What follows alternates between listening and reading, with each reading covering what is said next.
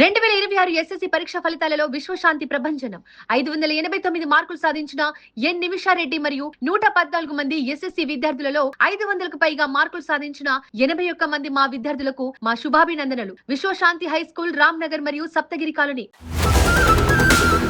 Critical care unit పరిస్థితి ప్రస్తుతం critical గా మారింది.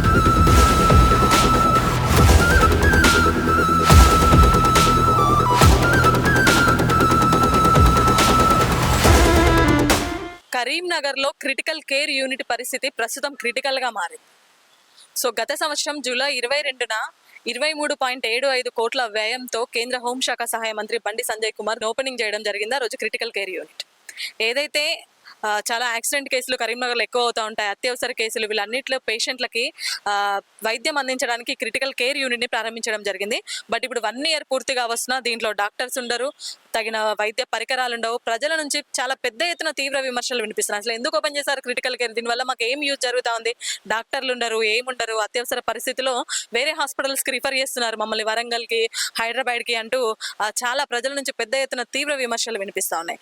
ప్రస్తుతం మనతో ఈ విషయం మాట్లాడడానికి ఆల్ ఇండియా ఫార్వర్డ్ బ్లాక్ జిల్లా ప్రధాన కార్యదర్శి బండారి శేఖర్ గారు ఉన్నారు. సార్ నమస్తే. నమస్తే సార్, చెప్పండి, ఎట్లుంది సార్ క్రిటికల్ కేర్ యూనిట్ పరిస్థితి? ప్రజలు అయితే పెద్ద ఎత్తున మొత్తుకుంటున్నారు, ఎందుకు అసలు పెట్టి ఏం లాభం వస్తుంది మాకు అని క్వశ్చన్ చేస్తున్నారు. వాస్తవంగా గత సంవత్సరం క్రితము 23,75,00,000 ఇంత పెద్ద భవనం నిర్మించారు. కేవలం క్రిటికల్ కేర్ అనేది క్రిటికల్ కేర్ భవనం మాత్రమే బండి సంజయ్ గారు ప్రారంభించారు తప్ప దీంట్లో డాక్టర్స్ కానీ ఇది కేంద్ర ప్రభుత్వ నిధులతో ప్రారంభించారు. ఇక్కడే కాదు, రాష్ట్రంలో దాదాపు 8 చోట్ల కూడా ఈ క్రిటికల్ కేర్ విభాగాలు ప్రారంభించారు. ఎక్కడ కూడా డాక్టర్లు అందుబాటులో లేరు. అంటే అత్యవసర వైద్యం మాత్రం అందించాలి. ఇప్పుడు కరీంనగర్ జిల్లాలో కరీంనగర్, మంచిర్యాల, లక్షేట్పేట, ఇటు మెట్పల్లి, జైత్యాల, ఈ చుట్టుపక్కల అన్ని ప్రాంతాల నుంచి ఈ కరీంనగర్ అనేది ఒక ప్రామాణికం వైద్య ఈ ప్రభుత్వ హాస్పిటల్. కానీ ఇక్కడ హాస్పిటల్కి వచ్చే వాళ్ళకి క్రిటికల్ కేర్ అత్యవసర వైద్యం అందించాలంటే మాత్రం ఈ క్రిటికల్ కేర్ అవసరం. కానీ ఇక్కడ ప్రారంభించారు పేరుకే గొప్పలు చెప్పుకొని కేంద్ర ప్రభుత్వం కానీ ఇటు రాష్ట్ర ప్రభుత్వం కానీ మేము చాలా హాస్పిటల్ అత్యవసర వైద్య సదుపాయాలు అందిస్తున్నామని చెప్పుకుంటున్నారు.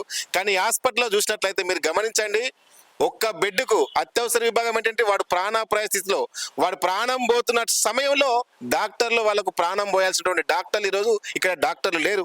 న్యూరో సర్జన్ లేడు, అనస్థెసియా లేడు, లేకపోతే ఆర్థో లేడు, ఇట్లా చెప్పుకుంటా పోతుంటే ఏ డాక్టర్లు ఇక్కడ లేరు. అంటే దాదాపు ఒక 60 నుంచి 70 మంది డాక్టర్లు సిబ్బంది ఇక్కడ అవసరం పడతారు. కానీ ఇక్కడ ఏ ఒక్కరు కూడా డాక్టర్ లేరు. ఇక్కడ అత్యవసరంగా ప్రాణాపాయ స్థితిలో యాక్సిడెంట్లు వచ్చిన కేసులను ఇక్కడ పట్టుకొని వాళ్ళను వరంగల్ కానీ, ఎంజిఎం కానీ, లేకపోతే గాంధీ కానీ, నిమ్స్ కానీ రిఫర్ చేస్తున్నారు తప్ప ఇక్కడ ట్రీట్మెంట్ ఇవ్వట్లేదు. ట్రీట్మెంట్ ఇవ్వకపోవడం ప్రధాన కారణం ఏంటంటే డాక్టర్లు అనేటోళ్ళు, సిబ్బంది అనేటోళ్ళు లేకపోవడం వల్లనే ఇక్కడ ట్రీట్మెంట్ అనేది జరగడం లేదు. నేనేమంటానంటే ఈరోజు చూడండి, మీరు లోపలికి వెళ్ళి చూస్తే ఒక్క బెడ్ కూడా ఆక్సిజన్ లేదండి. ఇప్పుడు అత్యవసరంగా వచ్చే వాళ్ళకి కావాల్సింది వాళ్ళకు ఆక్సిజన్ అందక, గాలి అందక వాడు చనిపోయే పరిస్థితి. అట్లాంటి వాళ్ళకు వీళ్ళు ఆక్సిజన్, ఒక ప్రతి బెడ్కి ఆక్సిజన్ ఉండాలి, లేవు, పరికరాలు లేవు, సర్జరీ చేసేటువంటి పరికరాలు లేవు. మోర్ దెన్ 70% పరికరాలు ఇంతవరకు కూడా ఈ క్రిటికల్ కేర్ విభాగంలో అందుబాటులోకి తీసుకురాలేదు. నేను అడుగుతా ఉన్న ప్రభుత్వాన్ని, ఈరోజు కేంద్ర ప్రభుత్వం బండి సంజయ్ గారు ఈ భవనాని కోసం నిధులు తీసుకొచ్చారు. కేంద్ర ప్రభుత్వ నిధులతోటి ఇది నిర్మించారు. చేతి దులుపుకోవడం కాదు, రాష్ట్ర ప్రభుత్వం కూడా. నేను అడుగుతా ఉన్నా సీఎం రేవంత్ రెడ్డి గారు, గౌరవనీయులైనటువంటి రేవంత్ రెడ్డి గారు, ముఖ్యమంత్రి గారిని, ఈ రాష్ట్రంలో 8 క్రిటికల్ కేర్ విభాగాలు ప్రారంభించారు. ఈ క్రిటికల్ కేర్ విభాగాలను ప్రజలు ఎంతో ఇది మాకు ఉపయోగపడుతుంది అని చెప్పేసి భావిస్తే ఈరోజు ఎక్కడ కూడా క్రిటికల్ కేర్ విభాగాలు ఏ ఒక్కరు కూడా ప్రజలకు ఉపయోగపడలేదు. మీరు చూడండి, ఫీమేల్ వాడండి, అందరూ కూడా అక్కడ అడ్మిట్ అయ్యి వాళ్ళకు జ్వరం వచ్చిన వాళ్ళకి ఇక్కడ జాయిన్ చేస్తా ఉన్నారు, కడుపు నొప్పి వచ్చిన వాళ్ళు ఇక్కడ జాయిన్ చేస్తున్నారు. ఇది కడుపు నొప్పి కోసం పనిచేసా క్రిటికల్ కేర్ హాస్పిటల్ కాదు కదా, అత్యవసర విభాగం. కాబట్టి కడుపు నొచ్చిన వాళ్ళు, కాలు నొచ్చిన వాళ్ళను, జ్వరం వచ్చిన ఇక్కడ అడ్మిట్ చేయడం, ఇది కూడా నిజంగా సూపరింటెండెంట్ గారి గొప్పతనం ఏంటంటే ఇట్లా ఉంటే హాస్పిటల్ మొత్తం దుమ్ముద్దులు బట్టి చెడిపోతుంది అని చెప్పేసి క్రిటికల్ వేరు కానీ కాపాడడం కోసం ఇదంతా జరుగుతూ ఉన్నది. కాబట్టి ఇప్పటికైనా ప్రభుత్వం చొరవ తీసుకొని వైద్యులందరినీ కూడా భర్తీ చేసి క్రిటికల్ కేర్ విభాగాన్ని ప్రజలకు అందుబాటులోకి తీసుకురావాలని చెప్పేసి మేము డిమాండ్ చేస్తా ఉన్నాం. సో చూస్తున్నారు కదా, పేరుకే క్రిటికల్ కేర్ విభాగము. దీన్ని స్టార్ట్ చేయడమే కానీ దీంట్లో డాక్టర్స్ ఉండరు, ఒక అనస్థీషియా డాక్టర్ ఉండరు, కార్డియాలజీ ఉండదు, న్యూరాలజీ ఉండరు, ఆర్థో సర్జన్ అసలు ఎవరు ఉండరు. ఒక్క బెడ్ కి కూడా అట్లీస్ట్ ఆక్సిజన్ సిలిండర్ కూడా లేదు అంటే ఎంత దుర్భర పరిస్థితిలో ఉందో మీరు అర్థం చేసుకోవచ్చు క్రిటికల్ కేర్ యూనిట్. సో ప్రజల నుంచి అయితే పెద్ద ఎత్తున తీవ్ర విమర్శలు వినిపిస్తున్నాయి. అసలు క్రిటికల్ కేర్ లో ఏమి చూడట్లేదు, మమ్మల్ని వేరే హాస్పిటల్ కి రిఫర్ చేస్తున్నారు అంటూ కూడా.